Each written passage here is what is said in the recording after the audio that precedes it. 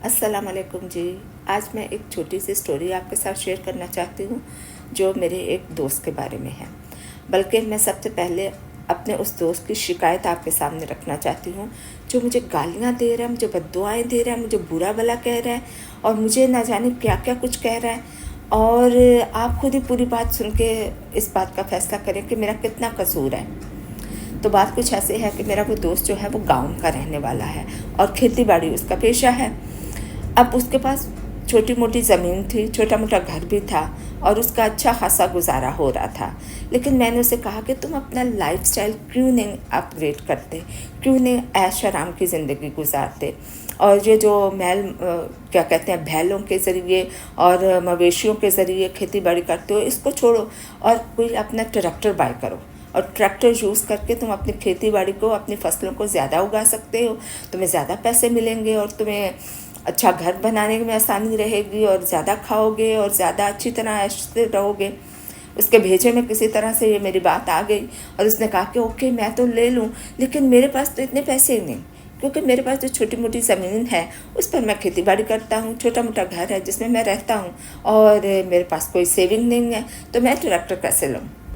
मैंने उसे कहा इसकी तो तुम बिल्कुल फ़िक्र ही मत करो, पैसों की तो ज़रूरत है ही नहीं। हम किसी बैंक में जाते हैं, वहाँ से लोन लेते हैं और लोन अप्रूव हो गया तो ट्रैक्टर ही ट्रैक्टर।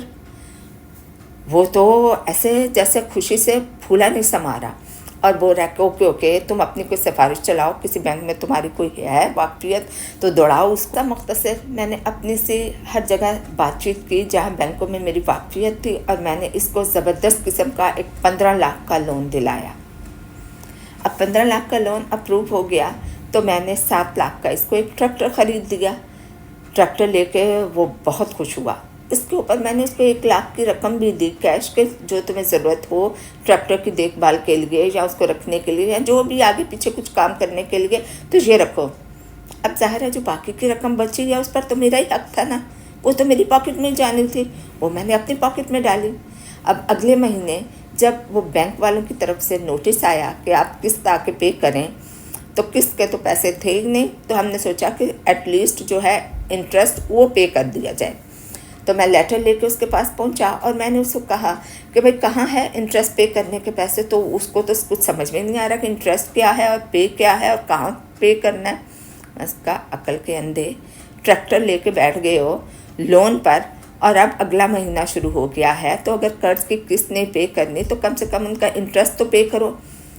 वो हाथ पैर जोड़ने लगा और कहने लगा कि तुम्हें कोई रास्ता निकालो, मेरे पास तो इंटरेस्ट पे करने के भी पैसे नहीं हैं। तो मैंने उससे मशवरा दिया कि हम ऐसा करते हैं कि किसी दूसरे बैंक से छोटा लोन लेते हैं और उस लोन से पहले वाले लोन का इंटरेस्ट पे करते हैं। वो बहुत खुश हो गया कि चलो माशाल्लाह तुम तो बड़ी समझदार हो, तुमने कोई ना कोई रास्ता निकाल ही लिया। छोटे वाला बैंक से हमने लोन अप्रूव करवाया तो वो तकरीबन कोई 7 लाख का लोन अप्रूव हुआ। उसमें से 3 लाख हमने पहले वाले बैंक के इंटरेस्ट पे किए, तो अब जो बाकी की रकम है वो तो जाहिर है वो उस पर मेरा हक है, वो मेरी पॉकेट में जाएगी, वो मेरी पॉकेट में चली गई। लेकिन वक्त तो चल रहा था, अगले महीने फिर यही वक्त आ गया, अब 2 बैंकों का इंटरेस्ट पे करना है।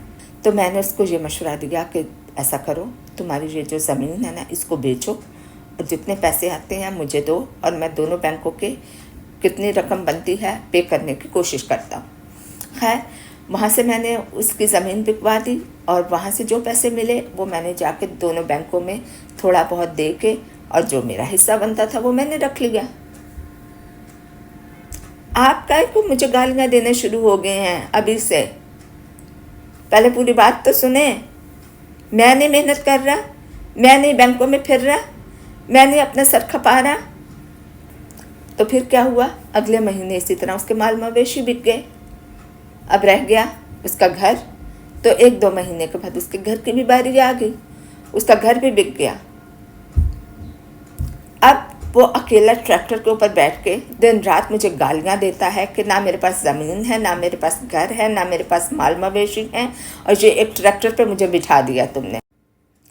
तो दोस्तों अगर आपको मेरी बात समझ में आ गई है तो उन लोगों को ज़रूर समझा दीजिए जो ये कहते हैं कि खाता है तो लगाता भी है। बड़े सादा और आसान अल्फाज में मैंने आपको समझा दिया है कि ये वारदात की है ये शरीफ ख़ानदान ने पाकिस्तान के साथ। मासूम और भोले भाले पाकिस्तानी जो पेट भर के खाते थे, उनको एक अच्छे निवाले का ख्वाब दिखा के उनके सरों पे लाखों करोड़ों अरबों के कर्जे चढ़ा के खुद अच्छे महलों में जाके बैठ गए हैं और फिर बोलते हैं कि लोग हमें बुरा भला क्यों कहते हैं, लोग हमें बद्दुआएं क्यों देते हैं, हमने मोटरवे बनाई, हमने ऑरेंज ट्रेन बनाई। तो तेरी मोटरवे को लेके सर पे रखें जब पेट खाली है, जब जिस्म बीमार है, ना कोई अस्पताल है, ना कोई स्कूल है, ना कोई कॉलेज है, और ना ही कोई पनाहगाह, और ना ही कोई इस तरह के इदारे कि गरीब की मदद की जा सके, किसी तरीके से वो 2 वक्त का खाना आसानी से खा सके। ऐसी कोई चीज़ आप लोगों ने ईजाद नहीं की।